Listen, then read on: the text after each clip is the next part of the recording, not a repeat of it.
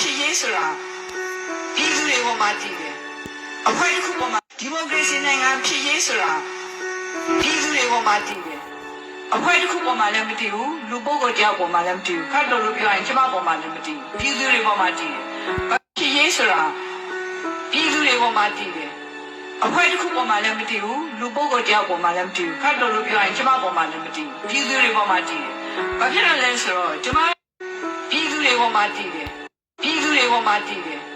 အဖွဲ့တစ်ခုပေါ်မှာလည်းမတည်ဘူးဒီမိုကရေစီနိုင်ငံဖြစ်ရေးဆိုတာပြည်သူတွေပေါ်မှာတည်တယ်အဖွဲ့တစ်ခုပေါ်မှာလည်းမတည်ဘူးလူပုဂ္ဂိုလ်တယောက်ပေါ်မှာလည်းမတည်ဘူးခတ်တော်လို့ပြောရင်ကျမပေါ်မှာလည်းမတည်ဘူးပြည်သူတွေပေါ်မှာတည်တယ်ဒီမိုကရေစီနိုင်ငံဖြစ်ရေးဆိုတာပြည်သူတွေပေါ်မှာတည်တယ်အဖွဲ့တစ်ခုပေါ်မှာလည်းမတည်ဘူးလူပုဂ္ဂိုလ်တယောက်ပေါ်မှာလည်းမတည်ဘူးခတ်တော်လို့ပြောရင်ကျမပေါ်မှာလည်းမတည်ဘူးပြည်သူတွေပေါ်မှာတည်တယ်ဘာဖြစ်လို့လဲဆိုတော့ဒီမိုကရေစီနိုင်ငံဖြစ်ရေးဆိုတာပြည်သူတွေပေါ်မှာတည်တယ်အဖွဲ့တစ်ခုပေါ်မှာလည်းမတည်ဘူးလူပုဂ္ဂိုလ်တယောက်ပေါ်မှာလည်းမတည်ဘူးခတ်တော်လို့ပြောရင်ကျမပေါ်မှာလည်းမတည်ဘူးပြည်သူတွေပေါ်မှာတည်တယ်ဘာဖြစ်လို့လဲဆိုတော့ကျမကဒီလိုအနှစ်20ကျော်ရပ်တည်နိုင်တာပြည်သူရဲ့ထောက်ခံမှုကြောင့်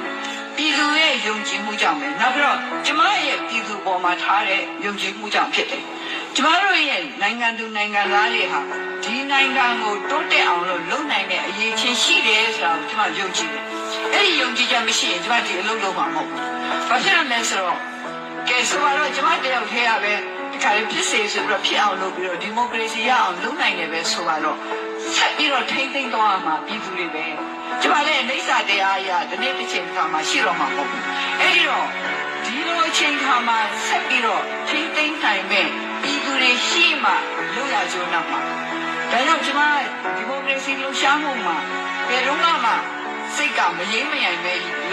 လုပ်ခဲ့တယ်လဲဆိုတော့အခြေခံအားဖြင့်ကျမတို့ရဲ့ပြည်သူလူထုပေါ်မှာကျမယုံကြည်မှုရှိလို့ပဲဒီနှစ်40 50အတွင်းမှာကျမတို့ရဲ့ပြည်သူတွေရဲ့အင်အားတွေကကျသွားတယ်။ကျသွားတာလည်းအုပ်ချုပ်မှုစနစ်မဟုတ်လို့ပေါ့။ဒါပေမဲ့လည်းဒီအုပ်ချုပ်မှုစနစ်မမှန်ကန်တာမမှန်ကန်တဲ့အုပ်ချုပ်မှုစနစ်တစ်ခုဒီနိုင်ငံမှာအကြာကြီးခံသွားတာမှာပြည်သူတွေမှာလည်းတာဝန်မကင်းဘူးနော်။အဲ့ဒီဟာကိုကိုယ့်ဘက်ကိုပြန်ပြီးစဉ်းစားရတယ်။ကိုခံလို့လည်းဒီလိုဖြစ်တာ။အဲ့တော့မခံတဲ့ကိစ္စကိုမခံရဘူး။တင်းကြီးခံတယ်ဆိုတာခံတဲ့ကိစ္စမှာခံရတယ်။နောက်ကျွန်မတစ်ခုပြောချင်တာကကျမတို့လူသားတွေဆိုတာက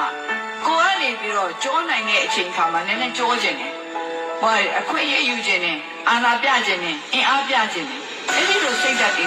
မမွေးကြပါနဲ့။ခံတဲ့နေရာမှာခံတယ်ဆိုတာဟိုပြည်ပြောမှုပါတယ်လူရဲတာတတ်တည်ဖို့ခံရဲတဲ့ဟာတတ်တည်ဆိုတာအဲ့ဒါလေကျမဆာမတ်ကိုမှရေးကြုံမှာကျမဒါကိုရှင်းပြပါတယ်။ခံရဲတာတတ်တည်ဆိုတာအမြဲပဲဘုံပြီးခံရမှာကိုပြောတာမဟုတ်ပါဘူး။ကိုလုပ်တဲ့အလုပ်မှာဘာအလုပ်ပဲဖြစ်ကံကံရဲ့အကျိုးဆက်ဆိုတာရှိတာကိုလုပ်လိုက်တဲ့အလုပ်တစ်ခုရဲ့အကျိုးဆက်ကိုခံရတဲ့တတ်တည်ကိုပြောတာဒါပေမဲ့တတ်တည်ဆိုတာပညာနဲ့ရှင်တွဲမှာမှန်ကန်တဲ့တတ်တည်မျိုးဖြစ်ပါပါ